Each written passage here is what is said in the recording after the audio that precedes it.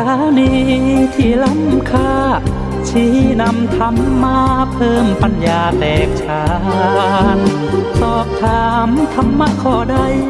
เชิญลองถามไทยเรื่องที่อยากถามมีธรรมสลับกับเพลงเพราะมีธรรมสลับกับเพลงเพราะและดีเจชอไว้เป็นเพื่อนคุณ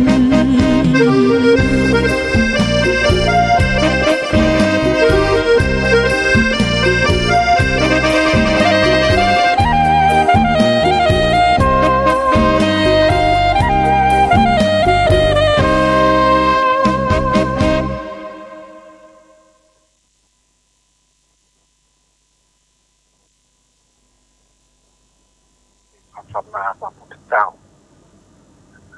เมื่อวันอังคารที่แล้วนั้นก็ได้เทศนาเกี่ยวกับธรรม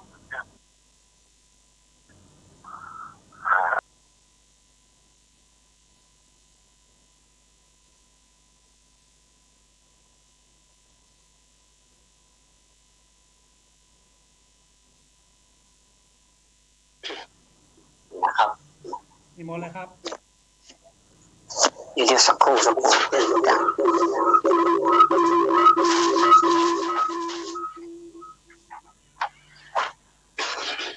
ขอให้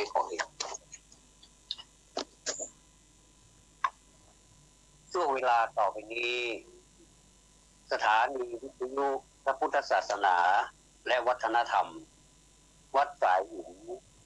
จังหวัดเชียงใหม่ระบบ FM 104.50 เมกะเฮิรตซ์ขอเชิญท่านรับฟังรายการจำนันจาดำเนินรายการโดยจักรวรภิกขุวัดเกตยอดพระอารามหลวงจังหวัดเชียงใหม่นะโมตัสสะภะคะวะโตอะระหะโตสัมมาสัมพุทธัสสะนะโมตัสสะภะคะวะโตอะระหะโตสัมมาสัมพุทธัสสะนะโมตัสสะภะคะวะโตอะระหะโตสัมมาสัมพุทธัสสะพุทธังสรณังคัจฉามิธัมมังสรณังคัจฉามิสังฆังสรณังคัจฉามิทุติยัมปิพุทธังสรณังคัจฉามิทุติยัมปิธัมมังสรณังคัจฉามิทุติยัมปิสังฆังสรณังคัจฉามิตติยัมปิพุทธังสรณังคัจฉามิตติยัมปิธัมมังสรณังคัจฉามิตติยัมปิสังฆังสรณังคัจฉามิปานาติปาตาเวระมณีสิกขาปะทังสมาธิยามิอทินนาทา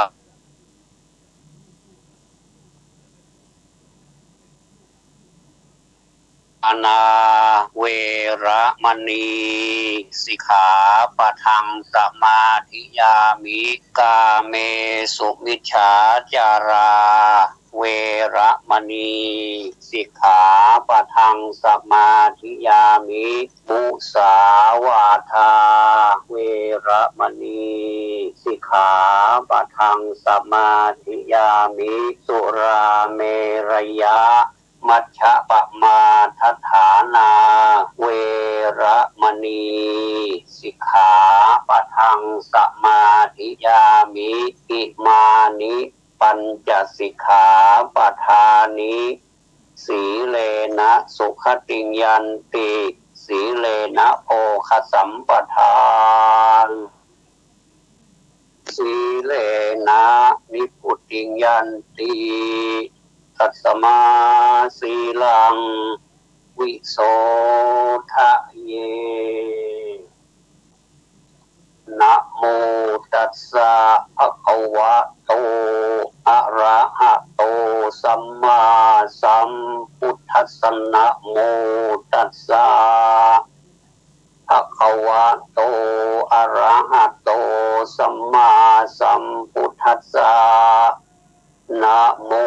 ตัสสะภะคะวะโตอะระหะโตสัมมาสัมพุทธัสสะสังวาเสนะภิกขเวสีลังเวทิตพันติณบัดนี้จักรับประทานแสดงพระธรรมเทศนาในวัดสาวาสกถาว่าด้วยการเข้าพรรษาเพื่อเป็นเครื่องประคับประคองฉลองศรัทธาประดับปัญญาบารมีอนุโมทนากุศลบุญญราศีของญาติโยมพุทธศาสนิกชนทั้งหลายผู้ตั้งใจมาบำเพ็ญบุญบำเพ็ญกุศลในวันนี้ซึ่งตรงกับวันขึ้น15 ค่ำเดือน 8เป็นวันอาสาฬหบูชาแปลว่าการบูชาในเดือน 8เนื่องด้วยเป็นวันสำคัญทางศาสนาวันหนึ่งวันสำคัญทางพระศาสนาในรอบปีมี4 วันแต่ละวันเรียกว่าเป็นวันสำคัญเพราะเป็นวันที่เราทำการบูชาเป็นพิเศษด้วยการเวียนเทียนที่วัด4 วันนั้นคือ1วันมาฆบูชาวันเพ็ญเดือน 3เป็นวันพระธรรมที่พระพุทธเจ้าแสดงโอวาทปาติโมกข์2วันวิสาขบูชาวันเพ็ญเดือน 6เป็นวันพระพุธวันที่พระพุทธเจ้าประสูติตรัสรู้ปรินิพพาน3วันอัฐมีบูชาแรม8 ค่ำเดือน 6เป็นวันที่พระพุทธเป็นวันพระพุธเหมือนกันเป็นวันคล้ายวันถวายพระเพลิงพระสรีระศพของพระพุทธเจ้า4วันอาสาฬหบูชาเป็นการบูชาในวันเพ็ญเดือน 8เป็นวันพระสงฆ์สรุปว่า4วันมาฆบูชาเป็นวันพระธรรมวันวิสาขบูชาเป็นวันพระพุธวันอัฐมีบูชาเป็นวันพระพุธและวันอาสาฬหบูชาเป็นการบูชาในวันเพ็ญเดือน 8เป็นวันพระสงฆ์เพราะเหตุที่ว่าพระพุทธเจ้าได้แสดงปฐมเทศนาเทศเป็นครั้งแรกเมื่อ 2,600 กว่าปีมาแล้วแก่พระปัญจวัคคีย์พระธรรมเทศนานั้นชื่อว่าธรรมจักรปวัตตนสูตรพระสูตรที่ว่าด้วยการหมุนโกงล้อแห่งพระธรรมแสดงพระธรรมเทศนาในเรื่องอริยสัจ 4คือทุกข์สมุทัยนิโรธมรรคคือทางสายกลางมัชฌิมาปฏิปทาประกาศธรรมในพระพุทธศาสนาเรื่องที่สำคัญที่สุดคือทางสายกลางเป็นหนึ่งในอริยสัจ 4ท่านสาธุชนทั้งหลายท่านทั้งหลายต่างพากันมีจิตศรัทธาพากันมาบำเพ็ญกุศลในพระพุทธศาสนาโดยสละเคหสถานของตนมานั่งสดับฟังพระธรรมเทศนาซึ่งการแสดงลักษณะแห่งการบูชาและอานิสงส์ของการบูชาการบูชาแยกประเภทเป็น2คืออามิสบูชาได้แก่การบูชาด้วยสิ่งของต่างๆมีดอกไม้ธูปเทียนและปัจจัย4อันเป็นเครื่องไทยธรรมปฏิบัติบูชาได้แก่การประพฤติปฏิบัติตามตันติแบบแผนระเบียบ การแห่งศาสนธรรมคำสั่งสอนของสมเด็จพระจินวรสัมมาสัมพุทธเจ้าเช่นการรักษาศีลฝึกหัดดัดกายวาจาให้เรียบร้อยจนเป็นปกติมารยาทและข่มขีทรมานจิตด้วยการเจริญภาวนามันสดับรับฟังพระสัทธรรมเทศนานำไปประพฤติปฏิบัติให้เป็นหิตานุหิตประโยชน์โดยสมควรแก่สัมมาปฏิบัติสมเด็จพระศรีสุคตบรมทศพลได้ทรงจำแนกการบูชาในพระพุทธศาสนาออกเป็นสองประเภทดังที่แสดงมาก็การบูชาที่จะมีผลอันยิ่งใหญ่ไพศาลนั้นสมเด็จพระภัคววันตะบพิตรทรงภาสิทธิ์ไว้ว่าต้องเป็นการบูชาที่ทำแก่ปูชนียบุคคล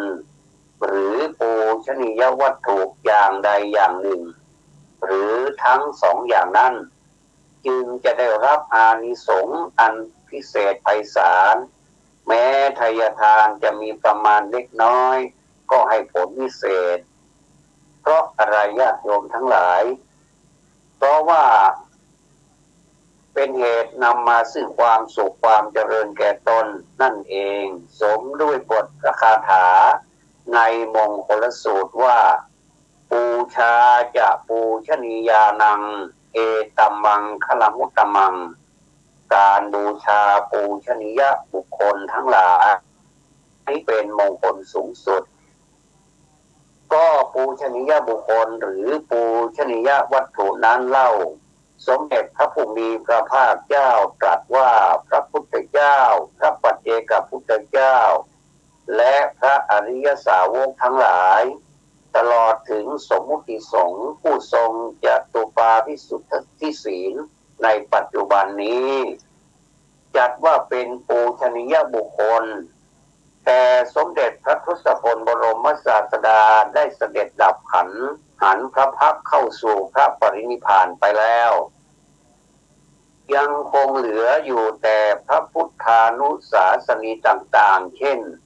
พระพุทธปฏิมากรพระสารีริกธาตุและรอยพระบาทเป็นต้นเหล่านี้รวมเรียกว่าปูชนียวัตถุอันพุทธศาสนิกชนพึงสนใจเคารพสักการะกราบไหว้เป็นนิจการที่ท่านพุทธบริษัททั้งหลายได้จัดให้มีการแสดงพระธรรมเทศนาท่านบอกว่าผู้ใดที่บูชาพระธรรมเทศนาผู้นั้นจักได้ผลแห่งการบูชาซึ่งพระโบราณอาจารย์ได้แสดงไว้นี่แสดงไว้มากมายดังนั้นเพื่อหวังที่จะให้ท่านสาธุชนทั้งหลายได้ปลูกศรัทธาความเชื่อประสาทความเลื่อมใสแห่งพุทธศาสนิกชนทั้งหลายให้ร่าเริงในการบำเพ็ญกุศลมีการให้ทานรักษาศีลสดับตรับฟังพระธรรมเทศนาสืบไปท่านทั้งหลายการบูชาในวันเข้าพรรษานั้นศาสนิกชนมากันเยอะเหลือเกินถามว่าทำไมนิยมมาวันนี้วันอื่นมาได้ไหมนี่มักจะเป็นปัญหาที่ถามกันอยู่ก็ตอบได้เลยว่าก็แล้วแต่ญาติโยมสะดวกโยมจะมาวันไหนก็ได้นอกจากวันเข้าพรรษาวันสำคัญโดยเฉพาะอย่างยิ่ง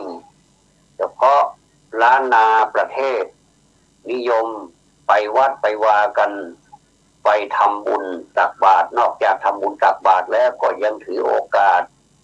ที่ทำบุญไปให้บรรพชนเป็นต้นว่ามีบิดามารดาญาติสนิทมิตรสหายเพื่อนพ้องน้องพี่หรือแม้กระทั่งสัตว์บรรดาสรรพสัตว์ทั้งหลายเจ้ากรรมนายเวร เทวบุตรเทวดาอย่างนี้เป็นต้นอันนี้ก็นิยมกันไปในวันสำคัญต่างๆคำถามต่อมาก็คือว่าเราจะไปวันอื่นได้ไหมตอบได้เลยว่าได้ยิ่งเป็นการดีนะโยมเพราะการไปถวายภัตตาหารก็ดีถวายข้าวน้ำปัจจัยต่างๆเราไปในขณะที่วัดไม่มีปัจจัยอะไรเพราะเป็นช่วงปกติธรรมดาอย่างนี้ไม่มีคนไปมากก็เป็นโอกาสอันดีที่เราจะถือโอกาสนี้ไปก็ถือว่าวันไหนก็ได้ในวันเข้าพรรษาเลยก็ได้ในวันอื่นก็ได้นะอันนี้เป็นคำถามซึ่งรอคำตอบญาติโยมทั้งหลายพระพุทธเจ้าเทศหัวใจของพระพุทธศาสนาคืออริยสัจสี่เป็นครั้งแรกในวันอาสาฬหบูชา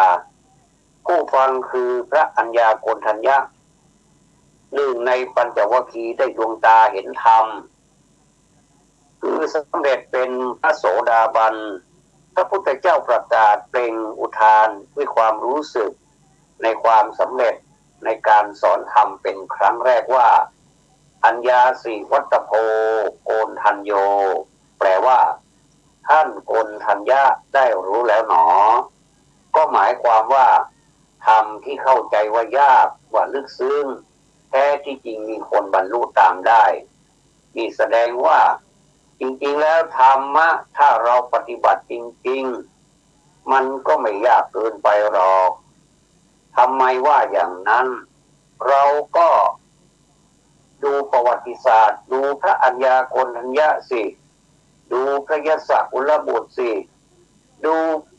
พระองค์อื่นๆอีกตั้งเยอะแยะไปหมดท่านก็ยังบรรลุได้แต่ทั้งนี้ทั้งนั้นก็ต้องอาศัยบุญเดิมอาศัยบารมีถ้าขอพูดถึงบารมีหน่อยบารมีในความหมายของคนบางคนบอกว่าบารมีนี่ก็คืออิทธิพล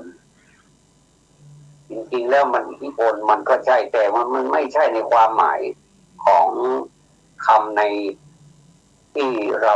อธิบายนี้ว่าบารมีก็คือบุญเก่าบุญที่ได้สั่งสมมานานเรียกว่าบารมีนะเป็นบารมีอย่างเช่นเราจะพูดกับพระสงฆ์องค์เจ้าเราก็บอกว่าขอพึ่งบุญญาบารมีของพระคุณเจ้าขอบารมีแห่งพระรัตนตรัยขอบารมีแห่งคุณงามความดีอะไรเหล่านี้เรียกว่าบารมีนะเพราะฉะนั้นบารมีนี้จึงเป็นคำที่ถ้าให้ถูกต้องจริงๆก็คือของเก่าของที่สะสมของเก่านี่ไม่ใช่ของเก่าที่เขาไปขายเป็นรีไซเคิลไม่ใช่นะของเก่านี่หมายถึงบุญเก่าความดีเก่าที่เราได้ทำมาแล้วสิ่งเหล่านี้แม้เราได้ทำมานานแล้วอย่างไรก็ตามก็ยังคงมีอยู่แล้วก็เราก็ทำบุญใหม่เพิ่มเติมเข้าไปเรียกว่าบารมีเก่าบารมีใหม่ก็มาผสมกันก็ได้เยอะเมื่อได้เยอะแล้วทำอะไรจะอธิษฐานอะไรมันก็ง่ายนะท่านทั้งหลายพระอรหันต์ทั้งหลายที่สำเร็จบรรลุธรรมชั้นสูงเนี่ยไม่ว่าจะมีฤทธิ์หรือไม่มีฤทธิ์นะก็เป็นพระอรหันต์พระอรหันต์หมายถึงผู้ที่หมดกิเลสแล้วไม่มีอะไรเหลือแล้วถ้าเป็นต้นไม้ก็ขุดรากถอนโคนหมดแล้วยังไม่พอขุดรากถอนโคนแล้วก็ใช้ปูนทับหน้าไม่ได้ผุดไม่ได้เกิดแล้วอย่างนี้ครับคือไม่ได้ผุดไม่ได้เกิดในที่นี้หมายถึงว่าไม่มีอะไรสืบต่อแล้วเพราะหมดเยื่อใยหมดกิเลสตัณหาอะไรหมดแล้วเนี่ยก็จะไปสู่นิพพานซึ่งนิพพานนี้เท่าที่สังเกตไม่ค่อยมีใครพูดถึงหรอกแต่ก็จะพูดกันเป็นคำที่ปลอบใจตัวเองว่าขอให้ถึงสุขมีพระนิพพานเป็นยอดเถิดอะไรป่านนี้แต่ว่า ส่วนใหญ่ก็หวังที่ยังจะได้ไปสู่สุคติโลกสวรรค์ก็ไม่ว่ากันก็เป็นความหวังของคนเมื่อทำบุญแล้วก็หวังที่จะไปโน่นไปนี่แต่ว่าญาติโยมทั้งหลายความหวังทั้งหมดทั้งมวลนี้ไม่ได้อยู่ที่ความหวังและตั้งใจคิดอย่างเดียวไม่ใช่ต้องลงมือปฏิบัติด้วยเช่นเรามักจะได้เล่าเรียนกันมาว่าอิทธิบาทสี่มีอะไรบ้างอย่างนี้นะเราก็ท่องกันมาท่องกันเหลือเกินท่องกันจนติดปากติดคอไปหมดแล้วอิทธิบาทสี่คือคุณเครื่องของความสำเร็จก็คือเป็นเครื่องมือในการไปสู่ความสำเร็จไม่ว่าจะทำการงานใดก็ตามก็จะมีฉันทะความพอใจในสิ่งที่เราจะทำสมมติว่าเราจะปฏิบัติธรรมสัก5 วันเราพอใจที่จะปฏิบัติธรรม5 วันเราก็ตั้งใจอันนี้คือเรียกว่าฉันทะคือมีความพอใจเป็นเบื้องต้นก่อนต่อมาเมื่อมีฉันทะแล้วถ้ามีฉันทะอย่างเดียวใช้ได้ไหมยังก็ต้องมีวิริยะความเพียรในที่นี้หมายถึงเพียรในจิตใจให้ตั้งอกตั้งใจไม่ใช่ว่ามันเป็นของกล้วยมันก็ไม่ใช่แต่ว่ามันยากเกินไปมันก็ไม่เชิงมันก็ยังมีอะไรที่ท้าทายเราอยู่เสมอเพราะฉะนั้นเราต้องใช้ความเพียรไม่ได้อย่างนี้ก็เอาอย่างโน้นมีหลายวิธีอาจารย์หลายท่านบอกว่าโยมนั่งไม่ได้โยมก็ยืนเลยก็ได้ยืนสมาธิถ้ายืนสมาธิไม่ได้ก็นั่งสมาธินั่งไม่ได้ก็นอนเลยนอนสมาธิก็มีนะโยมนอนสมาธิก็มีหลายสำนักก็สอนกันว่าให้นอนสมาธิบางคนสมาธิลึกเหลือเกินพอนอนไปนอนมาหลับตาหลับไปเลยไม่รู้วันไม่รู้เวลาแล้วว่าหลับไปเท่าไหร่แต่พอมาตื่นมาโอ้เล่นกันเป็นชั่วโมงเลยอันนี้ก็เป็นความสุขอย่างหนึ่งของมนุษย์ก็ไม่ว่ากันแต่ว่าอย่าหลับบ่อยก็แล้วกันให้รู้สติให้มีสติรู้ตัวทั่วพร้อมว่ากำลังทำอะไรอยู่เรียกว่าสมาธิกำหนดลมหายใจเข้าออกอย่างที่เป็นต้นอันนี้ก็มีหลายรูปแบบญาติโยมทั้งหลายก็คงจะเจอมาแล้วว่าการปฏิบัติธรรมนั้นมีหลายรูปแบบมีการเดินจงกรมบ้างก็มีสลับกันไปกับการนั่งสมาธิเขาเรียกว่าบัลลังก์ถ้าบัลลังก์เมื่อไหร่นี่สะดุ้งโยงเลยล่ะเพราะว่าจะต้องผจญกับพยามารอีกตั้งเยอะพยามารนี่มันมาแปลกๆนะพอเราปกติดีเนี่ยมีความสำเริงสำราญนี่มันไม่ค่อยมากวนหรอกมันจะเป็นหน่วยสนับสนุนให้เราทำยิ่งขึ้นแต่ว่าถ้าเราสงบจริงเหล่านั้นเมื่อไหร่แล้วเราเริ่มมากวนละอันที่โน่นอันที่นี่เกาโน่นเกานี่ปวดโน่นปวดนี่สารพัดเลยเนี่ยมารเนี่ยเขามาผจญเราจะสู้ได้ไหมถ้าสู้ได้ก็ไม่เป็นไรก็มีคนสู้มาได้ตั้งเยอะนี่ก็เห็นเขาสู้กันก็ยังชนะไม่ใช่ว่าจะแพ้มารตลอดนี่ไม่มีหรอกก็แพ้บ้างชนะบ้างสลับกันไปเหมือนเราเล่นกีฬาจะให้ชนะหมดนี่เป็นไปไม่ได้แต่ขอให้อย่ายอมแพ้ก่อนลองก่อนลองแข่งขันดูก่อนว่ามันจะเป็นอย่างไรอันนี้พอมาข้อที่3เมื่อมีความเพียรแล้ว2ข้อแรกฉันทะความพอใจ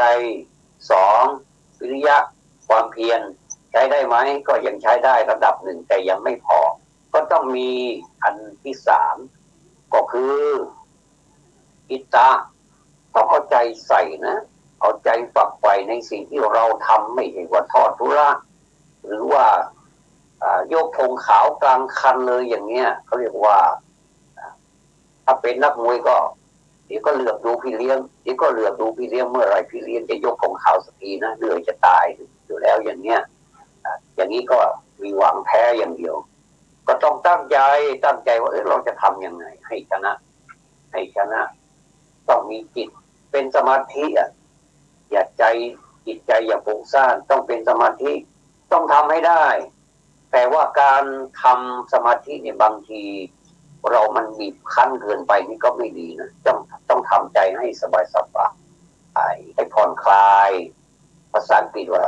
relax ก็คือผ่อนคลายอย่าไปเคร่งเครียดอะไรมันมากนะเพราะว่าถ้าลองคิดดูสิว่าสายอะไรที่เรียกว่าสายซึงสายกีตาร์ที่เป็นสายนะที่เกี่ยวกับเป็นสายดนตรีเนี่ยเครื่องเล่นดนตรีเนี่ยอะไรก็ตามถ้ามันหย่อนเกินไปเนี่ยเสียงมันจะไม่เพราะแต่ถ้ามันตึงเกินไปก็โอ้โหไม่เพราะอีกอะเสียงสูงติดริ้วเลยนะแล้วก็หย่อนเกินไปก็เสียงต่ำติดริ้วเลยจะทำยังไงให้มันเพราะก็ต้องมีการปรับให้มันปานกลางให้มันเพราะเวลาขึ้นเวลาลงมันก็เพราะสนอโสดทีเนี่ยฟังแล้วก็มีความสุขแต่ถ้าสูงเกินไปฟังแล้วก็โหเหนื่อยแทนนะถ้าต่ำเกินไปก็ลุ้นแทนว่าเมื่อไหร่จะเพราะสักทีอย่างเงี้ยนะเรานักฟังเพลงทั้งหลายเนี่ยก็จะฟังคีย์จะฟังเสียงขึ้นลงท่อนประหารท่อนฮุกอยู่ตรงไหนเนี่ยเขาก็จะตัดสินกันตรงนี้บางทีเสียงก็ไม่เท่าไรหรอกแต่ว่าการร้องพูดถึงร้องเพลงการร้องทำนองจังหวะจะโคนฮุกก็ฮุกประหารก็ประหารมีการเอื้อนการลีลาต่างๆประกอบท่าต่างๆเป็นที่ประทับใจของคณะกรรมการบางทีร้องไม่ค่อยเหมือนหรอกร้องไม่ค่อยเหมือนต้นฉบับแต่ว่าทำไมต้องชนะได้ก็เพราะเขาตัดสินกันตรงนี้การปฏิบัติธรรมก็เหมือนกันไม่ใช่ตัดสินกันดูที่อะไรหรอกไม่ใช่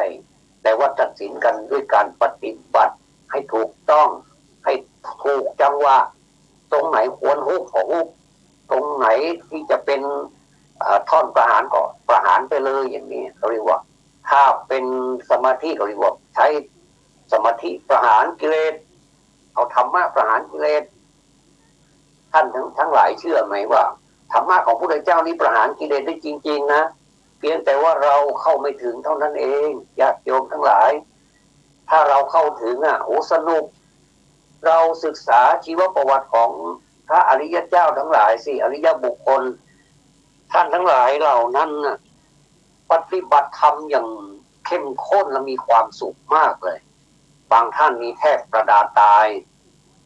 ใจแทบขาดเลยในแต่ละการปฏิบัติของท่านเนี่ยแต่ท่านทำไมรอดมาพระธุดงค์เดินเข้าป่าเจอเสือบ้างเจออะไรสารพัดที่มันแบบต้องท้าทายผจญภัยแต่ท่านบอกว่าถ้าจะกินก็กินไปเลยอย่างเงี้ยท้าทายเขาก็ไม่กิน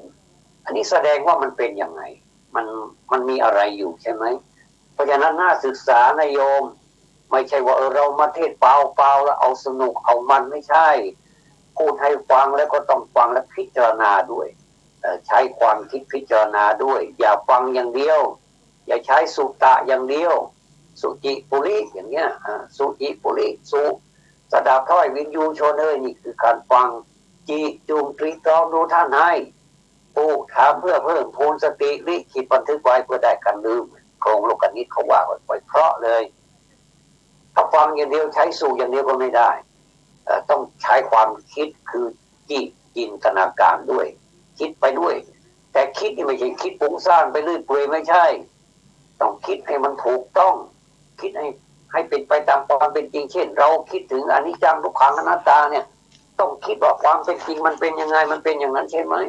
ความไม่แน่นอนใช่ไหมความเป็นทุกข์ใช่หรือเปล่า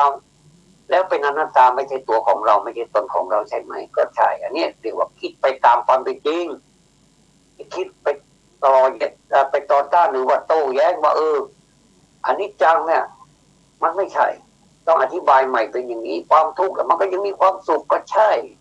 แต่ความสุขความทุกข์มันปนเปกันไปแต่สรุปแล้วมันก็อยู่ในความทุกข์นั่นแหละแม้คุณจะมีความสุขแค่ไหนแต่ในที่สุดมันก็คือกองทุกข์ดีๆนี่เองคุณมีเงิน10,000 ล้านมีความสุขไหมมีใครบ้างไม่อยากมีแค่มีเงินแสนเนี่ยธรรมดาของเราที่ไม่เคยจับเงินแสนเงินล้านนี่ก็สั่นแล้ว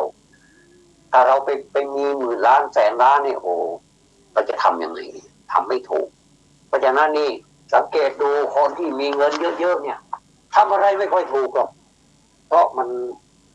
นไม่รู้จะคิดอะไรคิดแต่เรื่องของเงินว่าเงินเนี่ยมันเยอะเกินไปเราจะทำยังไงบางคนก็ดีนะ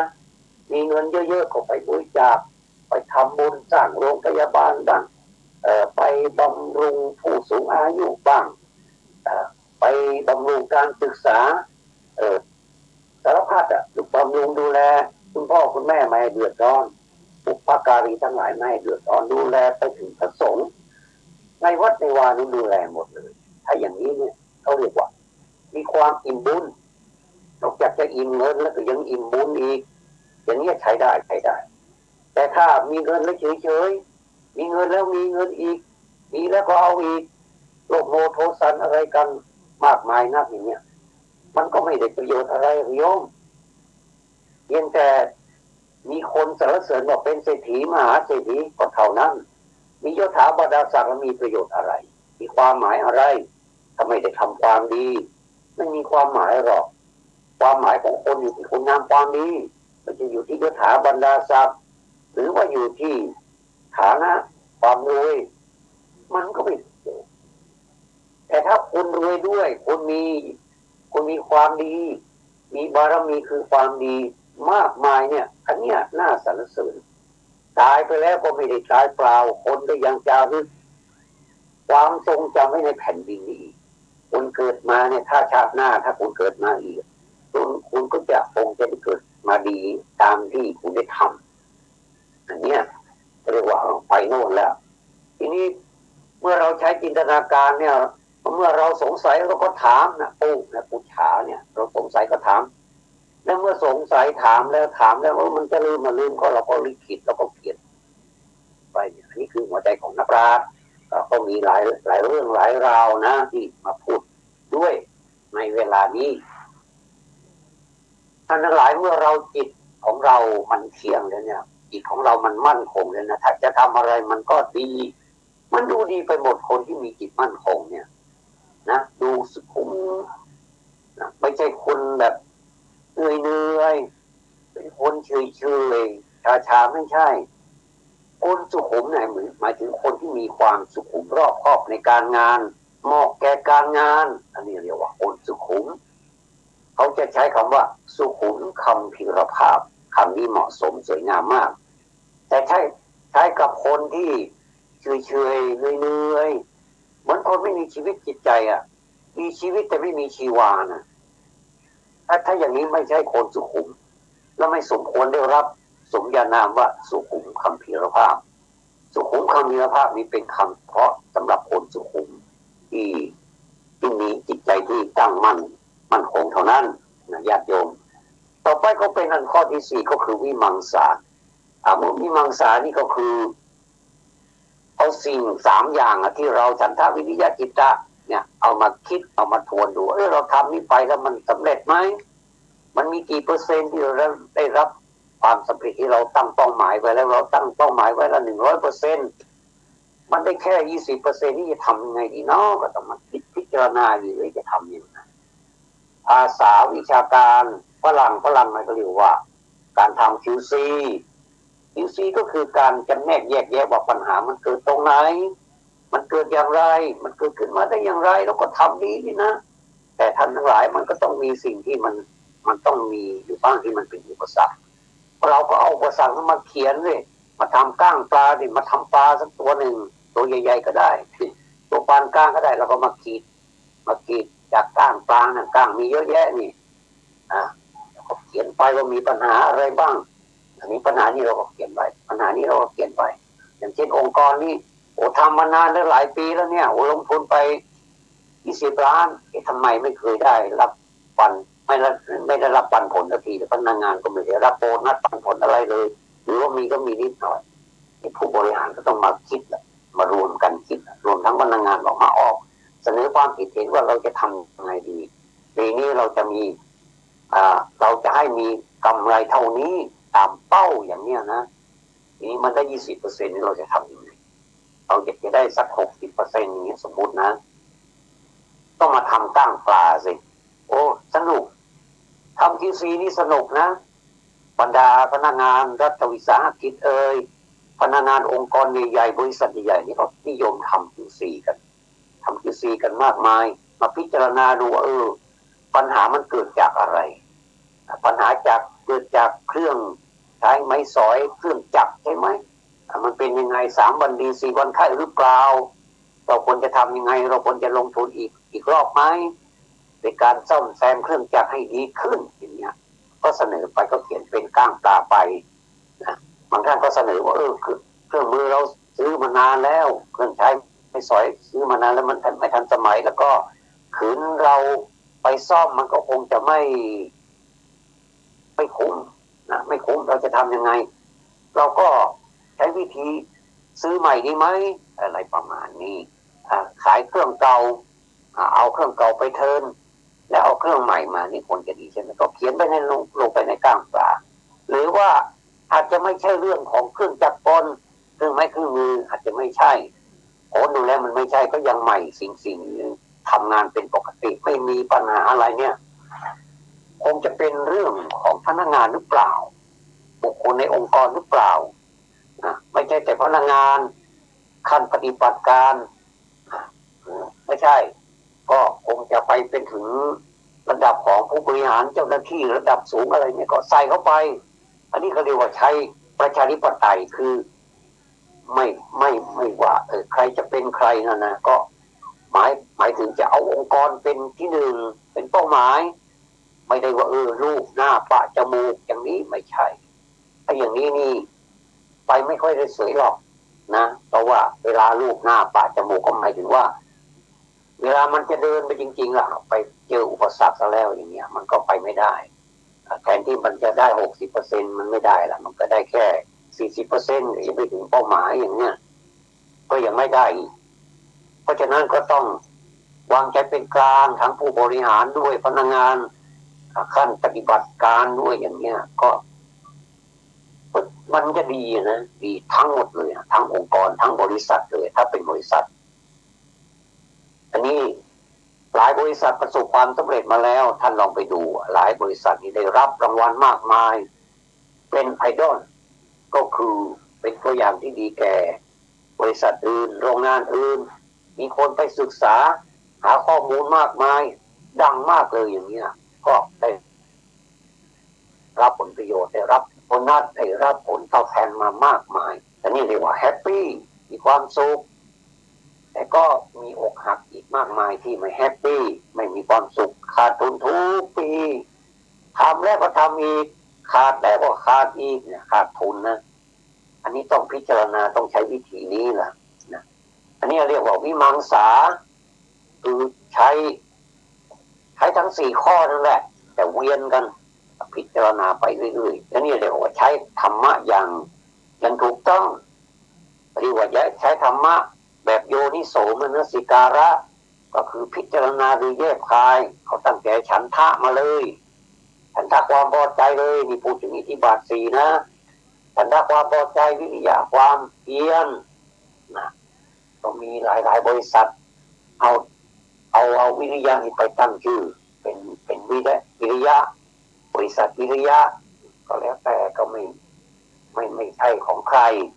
เป็นชื่อของใครก็ได้เป็นชื่อคนก็ได้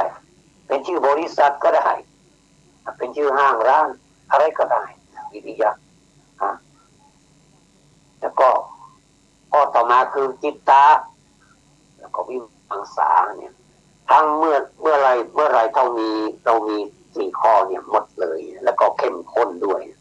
ตรวจสอบดูทุกวันต้องปฏิบัติด้วยทุกวันนะไม่ใช่ว่าวันนี้ปฏิบัติพรุ่งนี้ละเลยไม่ปฏิบัติเหมือนกับคนทำอาหารอะไรสักอย่างตั้งร้านอาหารไม่ว่าจะเป็นอาหารจานเดียวอาหารปรุงสำเร็จ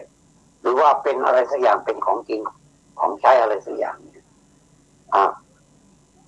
แรกนี้ทำดีมากเลยคนติดใจมากแล้วรสอร่อยพอดีกลมกล่อมพอดีกับปากเลยอย่างเงี้ยก็กินกันไปพอนานไปรู้สึก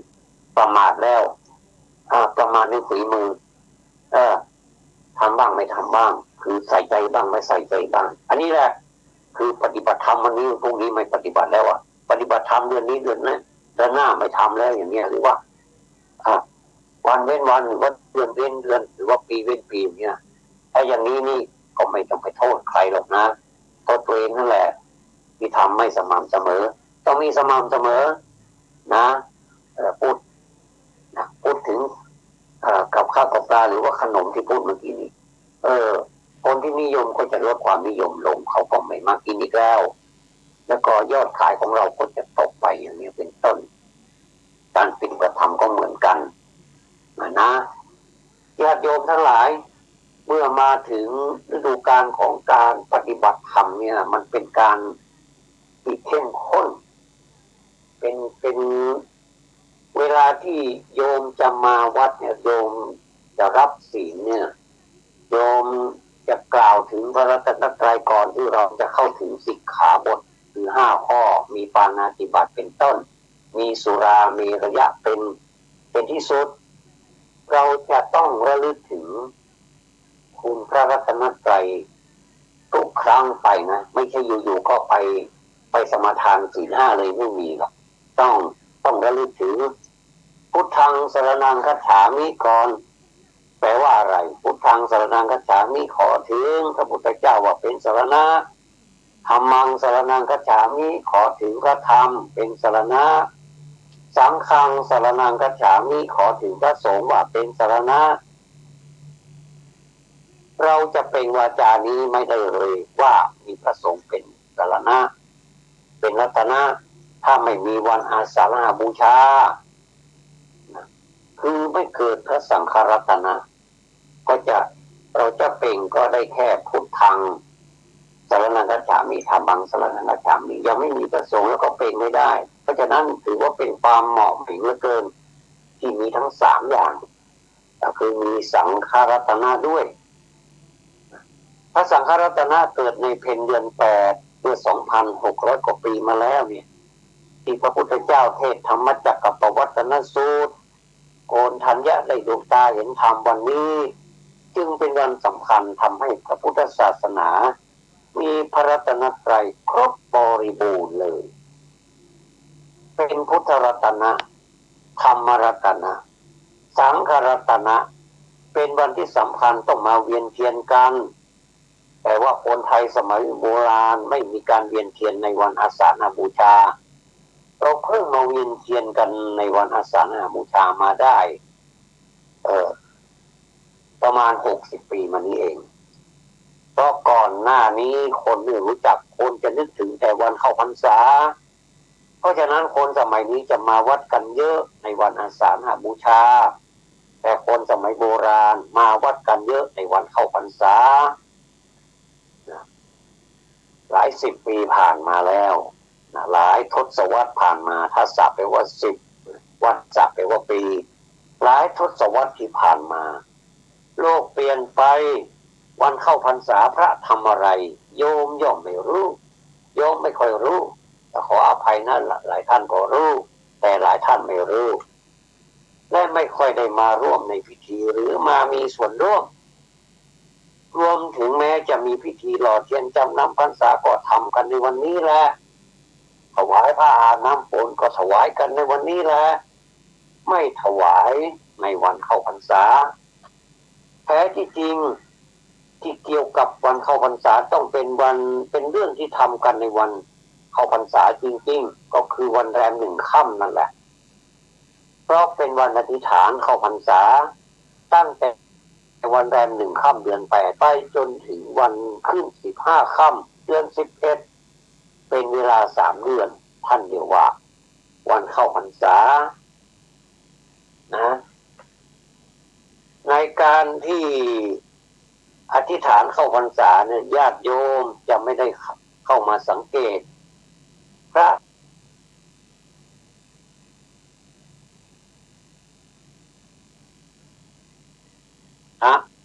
ทวารัตเยนะกตัง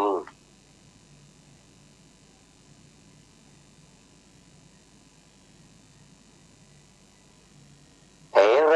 ปมาเทนะทวารัตเยนะ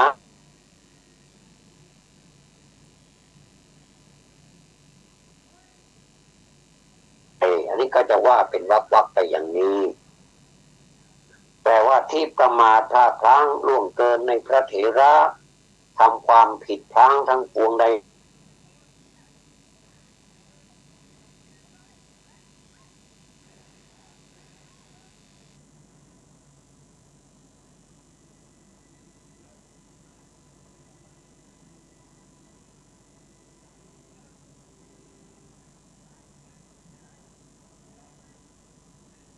ขออภัยกันผิดพลาดล่วงเกินก็ว่าคัมมตุเมคัมมตุเมพันเตคัมมทะเมพันเตและพระผู้เป็นลูกศิษย์จะไปวัดพระอุปัชฌาจารย์ไปขอขมาอภัยถือเทียนแพธูปเทียนดอกไม้ไปประมาณ7 วันนี่แหละภายใน7 วันนี่แหละนับจากวันเข้าพรรษาพระจะเดินทางไปตามวัดพระผู้ใหญ่กรรมการมหาเถรสมาคมเจ้าคณะภาคแม้กระทั่งอุปัชฌาจารย์แล้วประคองเทียนแพกล่าวคำขอขมาอภัยเป็นประเพณีที่ดีมากทำกันทั่วประเทศญาติโยมทั้งหลายก็ควรจะถือปฏิบัติให้อภัยกันนะไม่ใช่มีแต่พระอย่างเดียวอะไรผิดพลาดล่วงเกินไปบ้างในบ้านของเราเนี่ยในที่ทำงานของเราก็อย่าได้มาถือโทษที่สำคัญคือขมาอภัยกันทั้งประเทศนั่นแหละดีที่สุดละมีอะไรที่ผิดพลาดพลั้งไปก็อภัยกันถ้าไม่มีการให้อภัยผิดและไม่คิดที่จะลืมซึ่งความหลังจะหาสามัคคียากลำบากจังความผิดพลั้งย่อมมีทั่วทุกตัวต้นนะนี่แหละท่านทั้งหลายมันดีนะการให้อภัยกันเนี่ยบางทีมันก็เหมือนกับเป็นเส้นผมบางภูเขาเราไม่รู้หรอกว่าภูเขามันลูกใหญ่แต่เส้นผมเนี่ยเล็กนิดเดียวแต่ทำไมไปบังภูเขาทั้งลูกได้เนี่ยเป็นคำเปรียบเลยเป็นคำเปรียบเทียบว่าทำไมเส้นผมนิดเดียวทำไมบังภูเขาได้อันนี้แหละของเล็กๆน้อยๆเนี่ยไปบังของใหญ่ๆได้มีเคล็ดลับนิดเดียวเองแต่เราจะไม่สามารถที่จะแก้ได้อันนี้แหละท่านทั้งหลายนะสมดังสุภาษิตที่คิดไว้เบื้องต้นนั้นนะว่าสังวาเสนภิกขเวสีลังเวทิตพันติดังนี้เป็นต้นเมื่อเราทั้งหลายอานิสงส์ของการบูชาคือบูชา2บูชาด้วยกันครับธรรมิสบูชาด้วยสิ่งของปฏิบัติบูชาด้วยการปฏิบัติเนี่ยก็ขอให้มีความร่าเริงยินดีในการบำเพ็ญกุศลมีให้ทานรักษาศีลสดับกลับฟังพระธรรมเทศนาสืบไปขอเหล่าเมธีชนทั้งหลายพึงใช้ญาณปรีชาพิจารณาเหตุผลตามได้ชี้แจงมาขออำนาจแห่งคุณพระศรีรัตนตรัยอานุภาพของหลวงพ่อพระประธานในพระวิหารของวัด7 ยอดพระอารามหลวงพ่อทันใจหลวงพ่อพระพุทธเมตตาที่ประดิษฐานประทับอยู่ที่พระเจดีย์7 ยอดของพระเจดีย์7 ยอดวัด7 ยอดพระอารามหลวงจังหวัดเชียงใหม่และบุญกุศลที่ญาติโยมได้บำเพ็ญจงมารวมกันเป็นตปะเป็นเดชะเป็นพลวะปัจจัยส่งเสริมเพิ่มกำลังใจให้ญาติโยมสาธุชนทุกคนทุกท่านได้ทำสำเร็จในสิ่งที่อธิษฐานทุกประการตลอดพรรษาและตลอดไปให้บุญทั้งหลายคุ้มครองป้องกันให้ปราศจากทุกโศกโรคภัยอุปัฏฐวันตรายทั้งปวงเจริญด้วยอายุวันนะสุขภละปฏิภาณธรรมสารสมบัติธนสารสมบัติปรารถนาสิ่งใดที่ชอบประกอบด้วยธรรมก็ให้ความปรารถนาเหล่านั้น จงพลันสำเร็จสมมโนรสมุ่งมาตรปรารถนาทุกประการรับประทานแสดงพระธรรมเทศนาในวันเข้าพรรษาวัดสาวาสกถาพอสมควรแก่สมัยได้เวลาจึงขอสมมุติยุติลงคงไว้แต่เพียงเท่านี้เอวังก็มีด้วยประการฉะนี้ยะถาวาริวหาปุราปริปุเรนติสาครังเอวะเมวะอิโตปินังเปตานังอุปกปปติอิจิตังปฏิตังหังคิปะเมวัสมิจตุสพเพปูเรนตุสังกปปาอันโทปนรโสยถามณิโชติระโสยถาสัพพิติโยวิวัชชันตุสัพพโรโควินัสตุมาเตภวัตวันตรายโยสุขีทีคายุโกภวะอาภิวาทนาสีลิสนิจจังมุทธาปัจจายโนยัตตาโรธรรมาวัฏันติอายุวันโนสุขังภะลังขอนอบน้อมแด่พระรัตนตรัยขอถวายความเคารพพระอุปัชฌาจารย์พระเดชพระคุณท่านเจ้าคุณพระเทพปริยัติพระอุปัชฌาย์เจ้าอาวาสวัดเจ็ดยอดพระอารามหลวงเจ้าคณะจังหวัดเชียงใหม่ที่เคารพอย่างสูงขอแสดงความเคารพท่านพระครูสมุวิสุวัฒน์วรจิตโจท่านผู้อำนวยการสถานีวิทยุพระพุทธศาสนาและวัฒนธรรมวัดไกลหินตำบลสุเทพจังหวัดเชียงใหม่ระบบ FM 104.50 เมกะเฮิรตซ์ที่เคารพพระเถรานุเถระสวัสดีสามเณรทุกรูปเจริญพรท่านสาธุชนผู้ฟังทุกท่าน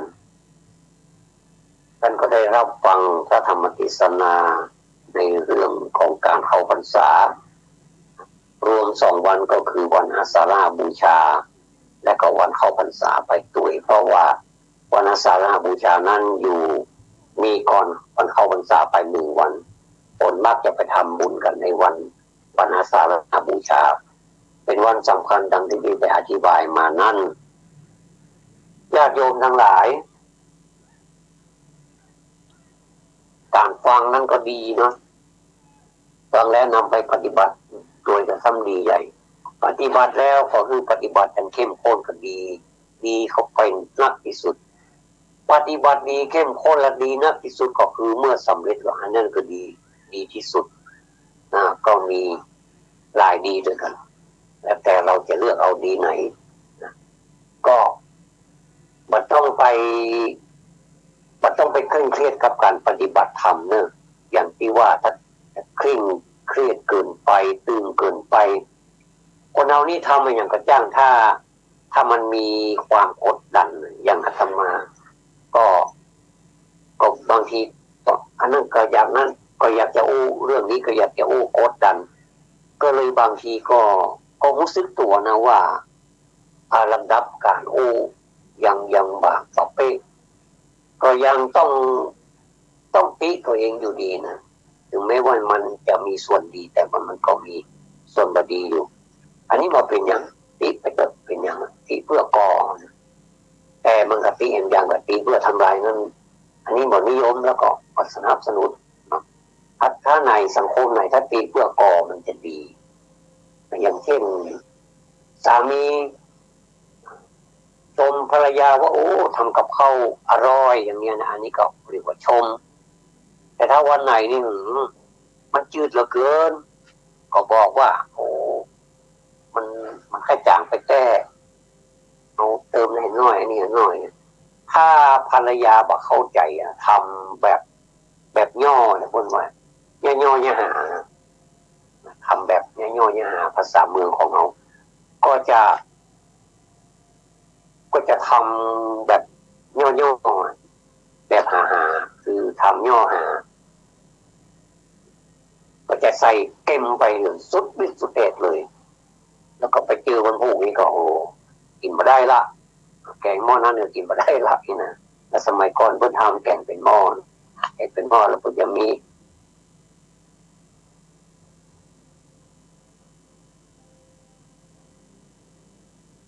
สั่งอาหารตามสร้างกินของไปของมันเนี่ยไข่มักนี่เนาะ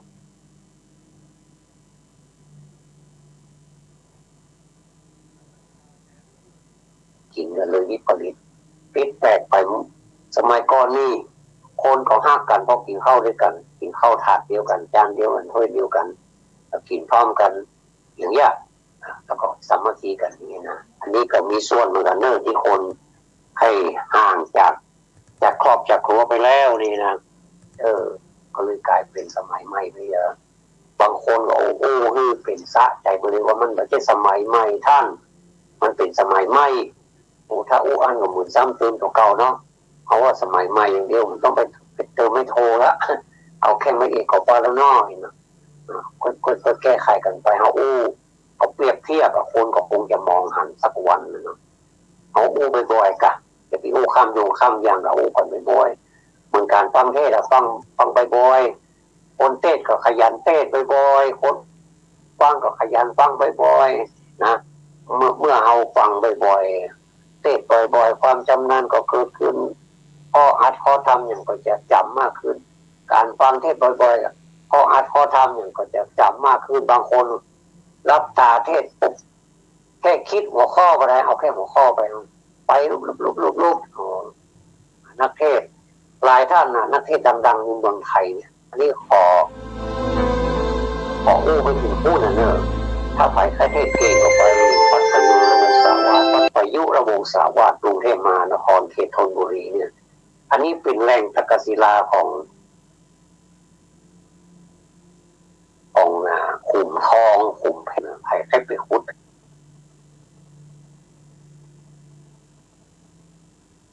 อย่างนี้เป็นต้นน่ะหรือว่านักเทศมันจะมีทุกจังหวัดมันจะมีนักเทศประจำจังหวัดนักเทศประจำอำเภอตำบลก็จะมีนักเทศที่ดัง